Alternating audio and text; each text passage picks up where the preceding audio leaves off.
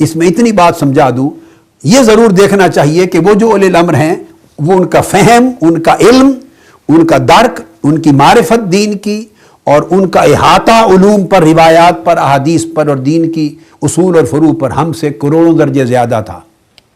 کہیں ایسا نہ ہو کہ کوئی ایک شک ان کی عبارت کو پڑھیں اور آپ اپنے چھوٹے سے جو دماغ دانی اور جو سمجھدانی ہے سمجھے اس کے مطابق یہ تو حدیث کے خلاف ہے، قرآن کے خلاف ہے، اور وہ حقیقت میں قرآن اور حدیث کے خلاف نہ ہو، وہ حدیث آپ نے نہیں پڑھی، ان کی نظر میں تھی۔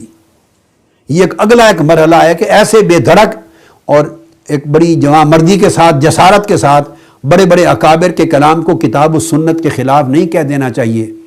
یہ وہ فتنہ ہے جو آج کل کے دور میں آپ ٹی وی پر کئی مرتبہ سنتے ہیں، اور سیکولر مائنڈڈنس آ گئی ہے۔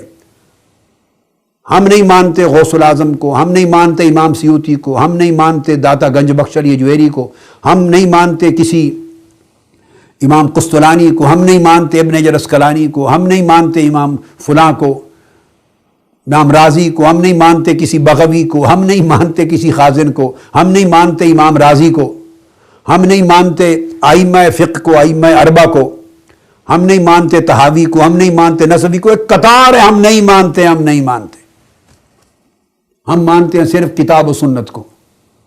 اللہ کے بندو، یہ سارے نام جو گنوائے انہوں نے امت کو بتایا کیا؟ کتاب و سنت ہی تو سمجھائی ہے۔ کیا امام اعظم ابو حنیفہ نے کوئی نیا مذہب بنا کے دیا ہے؟ کتاب و سنت ہی سے احکام اخذ کر کے مرتب کر کے امت کو دے دیا، اس کا نام فقہ ہے۔ امام مالک نے کوئی نیا مذہب بنایا ہے؟ حضور کی حدیث اور سنن سے احکام جمع کر کے بنا دی، اس کو فقہ مالکی ان کے شاگرد کہتے ہیں۔ امام شافعی، امام احمد بن حنبل نے کوئی نیا مذہب بنایا ہے؟ ائمہ اطہار اہل بیت نے کوئی نیا مذہب بنایا تھا؟ نہیں، آقا علیہ السلام ہی کے احکام، سنن اور اللہ کے احکام ہی کو بیان کر کے امت کو دیا ہے۔ یہ ان کی تشریح کرتے تھے، توضیح کرتے تھے، اور 1400 سال تک ائمہ، اکابر، محدثین، شارحین، اولیاء، صوفیاء اپنے اپنے میدانوں میں اسی کتاب و سنت ہی کی تشریح کرتے رہے ہیں۔ اور ان ائمہ فقہ کے اقوال ہیں۔ امام اعظم نے فرمایا درجنوں مرتبہ، امام شافعی نے فرمایا درجنوں مرتبہ، اگر حضور کی حدیث صحیح میرے قول کے خلاف ہو تو میرے قول کو پھینک دو، مگر پھینکنے سے پہلے اب یہ پھینک دو، ایک جملہ ہاتھ میں پکڑ لیا اور ہر بندہ پھینکنے کے لیے بیٹھا ہوا ہے، 4 کتابیں نہیں پڑھی۔ سوچیں تو صحیح کہ آپ کا سطح علمی کیا ہے، مطالعہ کتنا ہے۔ وہ آپ کے گھر چلے جائیں اگر اور آپ کی لائبریری کو دیکھ لیں، وہیں سے آپ کا مطالعے کا اندازہ ہو جائے گا کتنا کچھ جمع کر رکھا ہے۔ یہ امام 10 لاکھ حدیث کے حافظ تھے، 6 لاکھ حدیث کے حافظ تھے، اور کوئی ذخیرہ، کوئی منبع، چشمہ علم کا، کتاب و سنت کا ایسا نہیں چھوڑتے تھے جہاں تک ان کی دسترس نہ ہو، تب بات کرتے تھے۔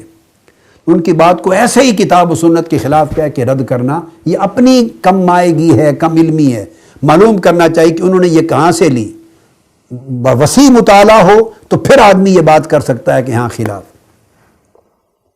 میں ابھی یہاں پچھلے 5 سال سے یا 10 سال کے قریب، 8 سال کے قریب سے حدیث کا ذخیرہ سب سے بہت بڑا جامع السنہ تیار کرنے میں مصروف ہوں۔